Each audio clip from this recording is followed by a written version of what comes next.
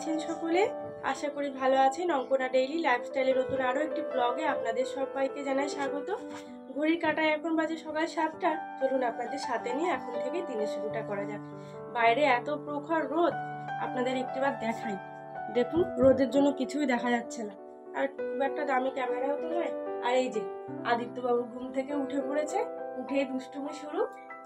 এটি কি জিনিস আপনারা কেউ বুঝতে পারলেন? এটা হচ্ছে দরজার যে খিল বলা হয়, এটাকে খিল বলা হয়। তো আমাদের যে পুরনো দরজাগুলো ছিল কোয়ার্টারের, সেই দরজাগুলোর থেকেই ওর বাবা আবার বের করে রেখে দিয়েছে, ভবিষ্যতে যদি নাকি কোনো কাজে লাগে সেই জন্য। যাই হোক, সেটা নিয়ে সকালবেলা খেলছিল। সকালবেলার মোটামুটি কাজকর্ম আমার গুছিয়ে নিয়েছি। এখন যাবো আদিত্যকে টিউশনে ছাড়তে।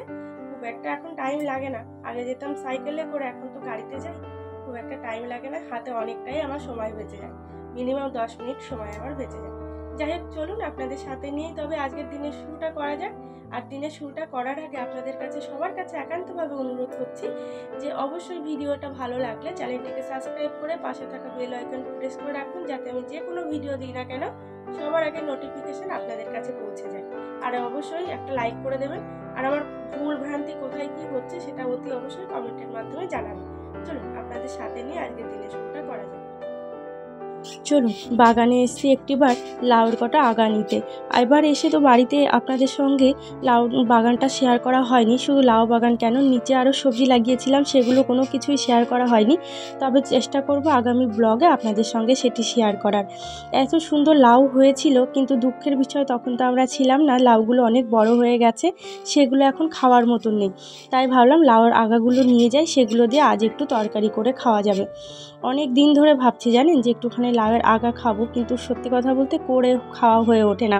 আমাদের ঘরে মাছ মাংসটা যেহেতু বেশিরভাগ টাইমটা খাওয়া হয়, সেই জন্য কিন্তু এই সমস্ত শাক পাতার দিকে যাওয়া হয় না। তবে আজকে ভেবেছি না, আজ একটু করব। তবে জানেন, আপনাদের দাদাভাই কিন্তু লাউ শাক, লাউ পাতা বাটা ভীষণ খেতে পছন্দ করে।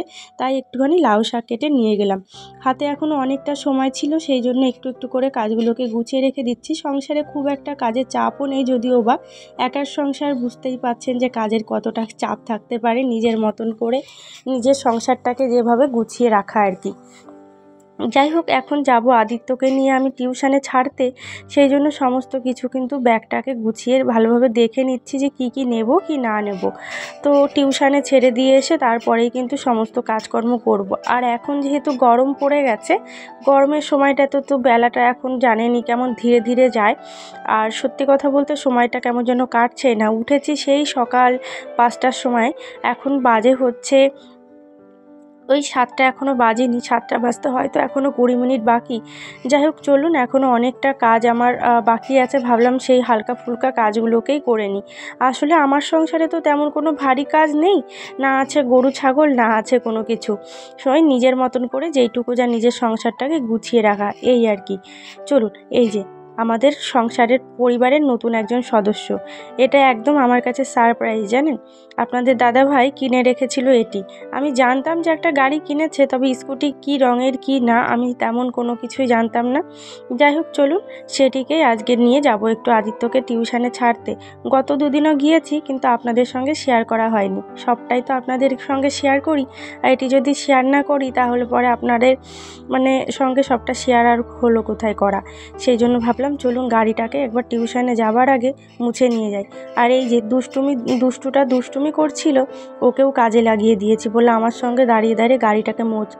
রোজ দিন গাড়ি চড়তে যাস, কিন্তু গাড়িটাকে তো পরিষ্কার পরিচ্ছন্নও রাখতে হবে। যাই হোক, চলুন, এক কথায় বলতে গাড়িটাকে মুছতে দৌড়ে এসেছে। কিভাবে কি করছি সেটা আবার দেখেছেন, ঠিক শিখে যাচ্ছে।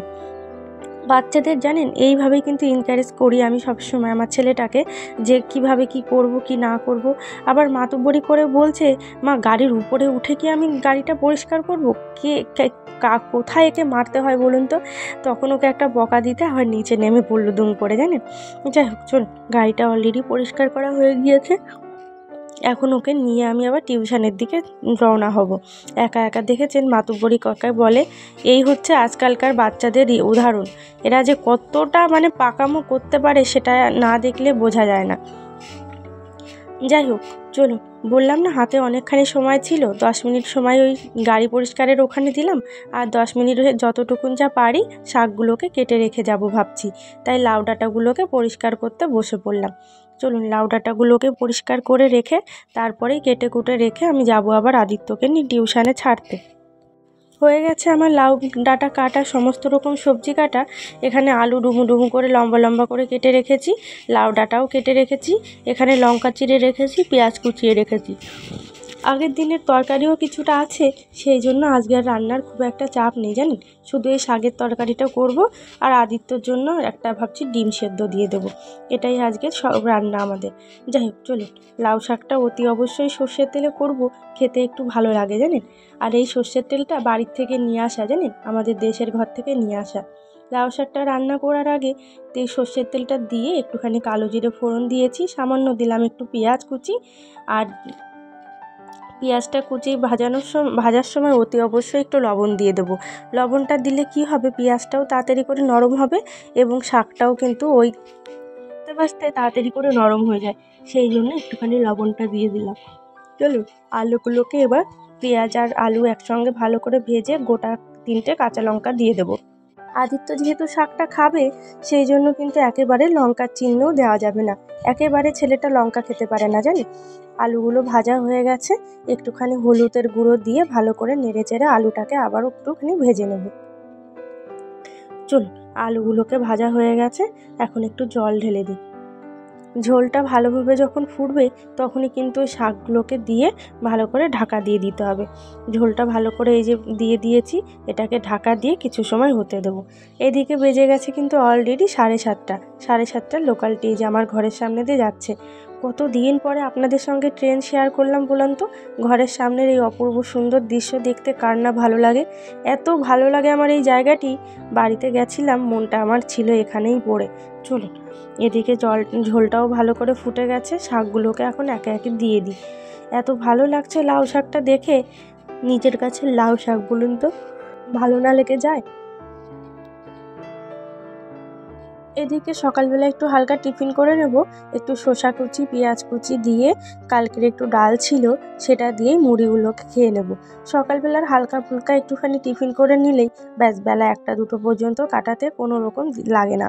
কিন্তু সকালবেলা যদি একটু খালি পেটে থাকি না, তবে ওই 11টার সময় গিয়ে কী খাবো এটাই শুধু মন করে। এদিকে রান্নাটাও কিন্তু অলরেডি হয়ে গেছে আমার, ঝোল একদম রাখিনি। এখানে এই যে করেছি হচ্ছে একটু চাউমিন আদিত্যর জন্য, আর এখানে করেছি লাউ শাক দিয়ে। যাই হোক আজকে যেহেতু ওর স্কুলও আছে, সেই জন্য কিন্তু তাড়াহুড়া করে রান্নাবান্নাটা কমপ্লিট করে রেখে দিলাম। এদিকে কিন্তু সকালবেলা অনেকগুলো জামা কাপড়ও ধোয়ার ছিল, সেগুলো একটু ধুয়ে মেলে দিলাম। এত পরিমাণে হাওয়া দিচ্ছে, জামা কাপড়গুলো ধরে রাখাই দুষ্কর জানেন। এই ক্লিপগুলো নিয়ে নিয়ে উড়ে চলে যাচ্ছে, এত পরিমাণে হাওয়া দিচ্ছে যে ক্লিপেও মানাচ্ছে না। ক্লিপগুলো সঙ্গে করে নিয়ে জামা কাপড়গুলো কেমন যেন উড়ে চলে যাচ্ছে। যাই হোক চলুন, রোদটা আছে, তাড়াহুড়া করে যদি শুকিয়ে যায় স্কুলে যাবার আগেই জামা কাপড়গুলোকে একটিবার তুলে রেখে দিয়ে তারপরেই যাব। চলো জামা কাপড় মেলা হয়ে গেছে, বাসি কাপড় তো সকালবেলায় আমি ছেড়ে নিয়েছিলাম, তাই ভাবলাম এখন ফুলগুলোকে তুলে নিই। কী পরিমাণে ফুল হয়েছে দেখেছেন গাছটিতে। এখানে কিন্তু 2টো গাছ আছে, অর্থাৎ 2টো গাছ বলতে আমি সঙ্গে দুটো দুটো করে ডাল লাগিয়েছিলাম। বেশি দিন তো হয়নি, এখানে এসেছি মাত্র 3.5 বছর মতন হয়েছে।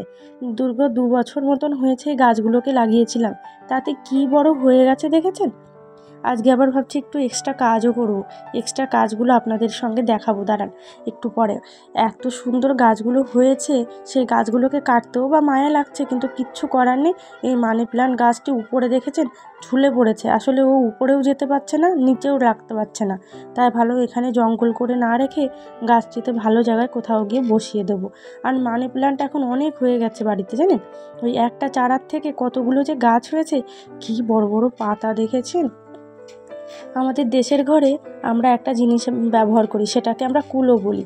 এক এক জায়গাতে এক এক রকম প্রচলিত ভাষা আছে, সেই কুলোর মতন এক একটা পাতা হয়েছে। আর এই গাছটিকে আমি কিনে এনে অষ্টমী পুজোর দিন লাগিয়েছিলাম। আমি এটা একটা স্মৃতি বলতে গেলে, স্মৃতি হিসাবে গাছটিকে লাগিয়েছিলাম, যে দেখা যাবে যে গাছটি আমি কতটা যত্ন সহকারে বড় করতে পারি। বাড়িতে গিয়েছিলাম, আপনাদের দাদাভাই তো কিছুদিন বাড়িতে ছিল, যার জন্য কিন্তু সেই গাছটির ভালোভাবে যত্ন নেওয়া হয়নি, গাছগুলোর পাতা গেছে শুকিয়ে শুকিয়ে।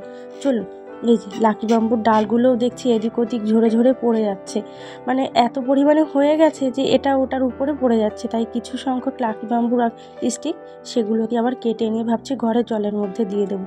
আরও কিছু কাটবো, চল আগে একদিকেই দেখি। এখানে আরও অনেক রকম রয়েছে গাছপালা, সেগুলোকেও একটু পরিষ্কার পরিচ্ছন্ন করতে হবে।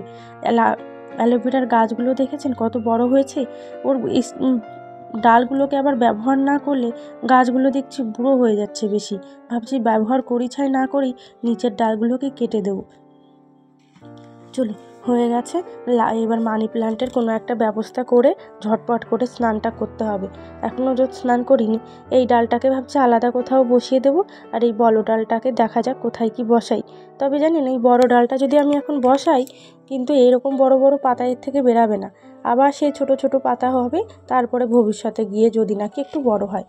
কি সুন্দর লাগছে দেখেছেন। আর এর ডালটা পুরো কাণ্ড গাছের মতন হয়ে গেছে, কাণ্ড যেমন শক্ত শক্ত হয়ে যায়, এটা তো লতানো গাছ, তবুও জানেন কাণ্ডের মতন শক্ত হয়ে গেছে গাছটি।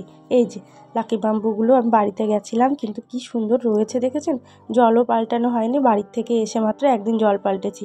আজকে আবার নতুন দুটো স্টিক নিয়ে এসেছি, একটা স্টিক অনেকটাই লম্বা, সেটাকে ভাবছি একটু কেটে ছোট করে মানানসই করে নেব, মানে সব কিছুর সঙ্গে সব কটা ডালের সঙ্গে যেভাবে মানিয়ে থাকা যায় একরকম সাইজের যাতে হয়। কেটে নিলাম, চলো এবার জলের মধ্যে ঢুকিয়ে দিই। তবে জানেন এই যে কৌটাটির মধ্যে আমি রাখছি, এটা কিন্তু আমার ছেলে ছোটোবেলার দুধ খাওয়ার বা হরলিক্স খাওয়ার বোতল, অনেক খাইয়েছি ছোটোবেলায় এটাতে। এখন আর সেটি ব্যবহার হয় না, সেই ডিব্বাটিতে আর কি, সেই কৌটাটি এখন এই লাকি বাম্বুর কাজে ব্যবহার করা হচ্ছে। এগুলোকে আপনাদের দাদাভাই কিনে এনেছিলেন অনেক গাছ জানেন, কিন্তু সেগুলো যখন জলের মধ্যে রেখেছিলাম, মানুষ বলে না খারাপ সময়ের সাথে সাথেই কিন্তু এই জিনিসগুলো সংসারে বিরাজ হয়। আমি কিন্তু একেবারে এগুলো বিশ্বাস করি ভীষণ ভীষণ মন প্রাণ থেকে। তা মানুষের তো খারাপ সময় যায়, আমাদেরও একটা সময় গেছে খুব খারাপ। সেই সময় কিন্তু এই গাছগুলোকে কিছুতেই বাঁচাতে পেরেছিলাম না। সেখান থেকে একটা মাত্র স্টিক বেঁচেছিল, সেই স্টিকটাকে নিয়ে কিন্তু আমি জলের মধ্যে বসিয়েছিলাম, মাটিতে বসিয়েছিলাম। তারপর থেকেই কিন্তু সেই একটা স্টিকের থেকেই এখন দেখুন কতগুলো ডাল হয়েছে, বাইরেও অসংখ্য রয়েছে জানেন এখনও। তো যাই হোক চলুন আবার একটু জল দিয়ে ভালো করে আবার টেবিলটাকে অর্গানাইজ করে রেখে দিলাম, হয়ে গেছে। চলুন গাছগাছালির কাজ তো হয়ে গেল, সকাল সকাল স্নান করে এদিকে পুজোটাও করে নিয়েছি, ঠাকুরের সেবাও করা হয়ে গেছে। এখন চলুন আদিত্য টিউশন থেকে চলে এসে দেখি ওকে কি পড়িয়েছে আজকে, একটিবার জিজ্ঞাসা করে দেখি। কি পরীক্ষা রে তোর? অঙ্ক পরীক্ষা। পারবি তো সব?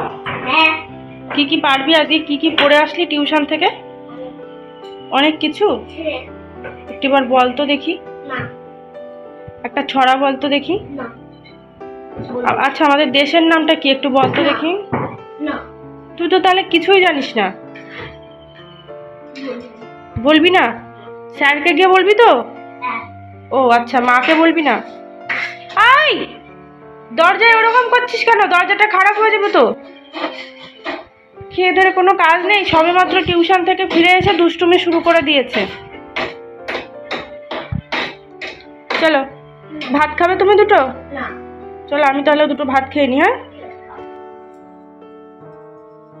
যাবো এখন স্কুলের দিকে, রেডিও হয়ে গেছি, আদিত্য রেডি হয়ে গেছে ওই যে ওদিকে, আর ওর যে ফ্রেন্ড সম্প্রীতি ও এসে গেছে। আমরা সকলে মিলে এখন স্কুলে যাব। ওর বড়দিদি আছে, অর্থাৎ ওই মেয়েটির বড়দিদি আছে, তাকে ওর মা গেছে ছাড়তে অন্য একটা স্কুলে। ওর দিদি একটা স্কুলে পড়ে, ও একটা স্কুলে পড়ে। তো যাই হোক সেই জন্য ওর মা আমার কাছে বসিয়ে রেখে দিয়ে তারপরে গেছে ওর দিদিকে ছাড়তে। ওর দিদিকে ছেড়ে দিয়ে এসে যাবে। পাখা চালাবো? এখান দিয়ে যে হাওয়া আসছে পাখা চালানো লাগে রে বাবা। যাই হোক চলুন, ভিডিওটি আজকে আর আমি কন্টিনিউ করতে পারছি না, কারণ আমার আজকে প্রচুর কাজ আছে। শুধু স্কুলে যাব না, স্কুল থেকে আমি আলাদা একটা জায়গায় যাব, জানি না কখন সেখান থেকে ফিরবো, চেষ্টা করবো তাড়াতাড়ি করে ফিরে আসে। তো যাই হোক চলুন, আগামীকাল আবার দেখা হবে নতুন আরও একটা ব্লগে। আপনারা সবাই ভালো থাকবেন, সুস্থ থাকবেন, দেখা হবে নতুন একটা ব্লগে। আর ভিডিওটি ভালো লাগলে অতি অবশ্যই একটা লাইক করে দেবেন, আর চ্যানেলটিকে সাবস্ক্রাইব করে আমার পাশে থাকবেন। চলুন টাটা।